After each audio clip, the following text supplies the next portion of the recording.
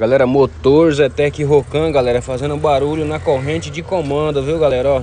Essa corrente aqui, quando ela desgasta, começa a fazer um barulhinho chato, galera, mas chato mesmo. Aqui o kit, ó, parafuso do esticador,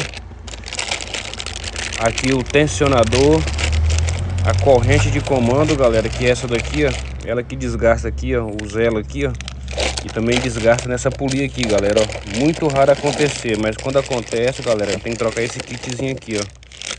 O que acontece? Desgasta esses dentes aqui, ó, e fica fazendo um barulho horrível, um barulho rapando, tipo tá ferro com ferro, galera, ó. Aqui, ó, aí desgasta esse elo aqui estica, galera, ó. Estica e aqui desgasta, beleza? Fez barulho, galera, trocar a corrente de comando. Isso aqui é o parafuso esticador, galerinha, ó. Ele vem uma pressãozinha de óleo bem aqui, ó, nesse buraquinho aqui, ó, onde que carrega ele para tirar a folga aqui, ó.